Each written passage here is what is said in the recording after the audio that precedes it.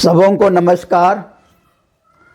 आनंद मार्ग में ऐसे बहुत से लोग हैं जो आनंद मार्ग की दीक्षा तो नहीं लिए हैं, लेकिन बाबा को बहुत नज़दीक से जानते थे और बाबा की अलौकिक शक्ति, बाबा की भगवत्ता के बारे में भी वे लोग जानते थे। तो इस वीडियो में मैं ऐसे ही एक आदमी के बारे में बताता हूँ। आचार्य कृत्यानंद दादा बताते हैं कि यह इमरजेंसी के बाद की घटना है और बाबा उस समय पटना में रहते थे। तो एक दिन आचार्य कृत्यानंद दादा हावड़ा स्टेशन में खड़े थे और रेलवे का जो टाइम टेबल बना होता है उसको देख रहे थे उस बोर्ड में, और अपना ट्रेन का पता लगा रहे थे उसका समय का। और जब उनका देखना हो जाता है फिर वे पीछे मुड़ते हैं तो सामने में देखते हैं कि एक लंबा चौड़ा गोरा आदमी धोती पहना हुआ और कुर्ता पहना हुआ सामने में खड़ा है। और वो दादा को देख करके बोलता है कि आप आनंद मार्गी हैं? तो दादा बोलते हैं हाँ, आनंद मार्गी हूँ। फिर वह बोलता है कि आप आनंद मूर्ति जी को जानते हैं? तो दादा बोलते हैं हाँ, जानता हूँ। वो आदमी फिर बोलता है दादाजी को, क्या आनंद मूर्ति जी कलकत्ता आने वाले हैं? तो दादा बोलते हैं आ भी सकते हैं।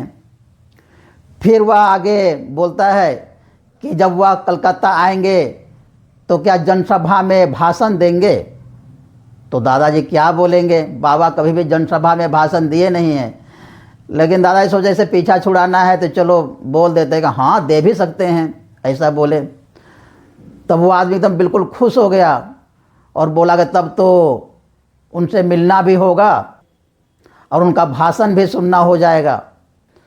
फिर वो और नज़दीक आकर के, दादा के और नज़दीक आकर के बोलता है, जानते हैं आनंद मूर्ति जी मेरे बड़े बाबू थे। यहाँ पर बड़े बाबू का आशय बाबा जमालपुर में अकाउंटेंट सेक्शन के हेड थे और इसी से वह उनको बड़ा बाबू बोल रहा था। फिर जब दादाजी को पता लगता है कि ये बाबा के साथ में काम किए हुए हैं तो दादाजी को और भी बहुत सारा चीज़ उनको जानने की इच्छा होती है उनसे। तो एक जगह दोनों बैठ जाते हैं, फिर बातें करते हैं। दादा उससे पूछते हैं आपका नाम क्या है? तो वह बोलता है मेरा नाम विश्वनाथ मुखोपाध्याय है। दादाजी पूछते हैं कि आप बाबा के साथ में काम किए हैं तो कुछ बताइए बाबा के बारे में, आनंद मूर्ति जी के बारे में। तो वो आदमी बताता है कि मैं 1957 में ही जमालपुर में रेलवे के वर्कशॉप में काम पर लग गया था और प्रभात दास जहाँ पर काम करते थे, जिस ऑफिस में काम करते थे, उसी ऑफिस में उन्हीं के अधीन में मेरा काम लगा था और मैं उन्हीं के रूम में मेरा टेबल था।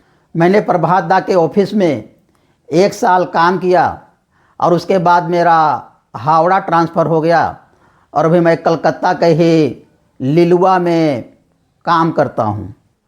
आनंद मूर्ति जी को मैंने जो देखा समझा कि वो कभी भी कोई पुस्तक या मैगजीन पढ़ते नहीं थे, लेकिन उनका ज्ञान का सीमा असीम था और उसको देख करके हम लोग बिल्कुल ही अचंभित हो जाते थे। और दूसरी बात उन्होंने बताया कि आनंद मूर्ति जी कभी भी, प्रभात दा कभी भी बाहर का खाना नहीं खाते थे। वो घर से ही टिफ़िन लेकर के आते थे और हमेशा ही हमको अपना टिफ़िन शेयर करते थे। ऐसा कोई भी दिन नहीं है जिस दिन उन्होंने अपना टिफ़िन हमको शेयर ना किया हो। और उसी समय हमको लग गया था कि प्रभात दा कुछ बहुत बड़ा काम करेंगे, लेकिन इतना बड़ा काम करेंगे कि एक विश्वव्यापी संगठन खड़ा कर देंगे, इतना भी मालूम नहीं था। और वह बोलता है कि उनसे मिले हुए कितना दिन हो गया और उनसे मिलने की बहुत इच्छा कर रही है। और ऐसा बोलते हुए उसकी आंखें डबडबा जाती है और आँखों में आंसू आ जाता है। तो इस बात के बहुत दिन हो जाता है और उसके बाद एक दिन आचार्य कृत्यानंद दादा पटना जाते हैं बाबा से मिलने के लिए। और जब बाबा से मिलते हैं एकांत में और इधर उधर की बातें कर रहे थे, तो दादा को अचानक से याद आता है विश्वनाथ मुखर्जी के बारे में, और लगता है कि आज मौका है इनके बारे में पूछ लेते हैं। तो आचार्य कृत्यानंद दादा बाबा से पूछते हैं, आप विश्वनाथ मुखोपाध्याय को जानते हैं क्या? तो बाबा बोलते हैं, कौन विश्वनाथ? तो वही जो आपके ऑफिस में काम करता था। तो बोला, वही लंबा चौड़ा गोरा और पान के पत्ते जैसा जिसका चेहरा, वही। वह पहले खुलना में रहता था, अभी यह खुलना बांग्लादेश में है।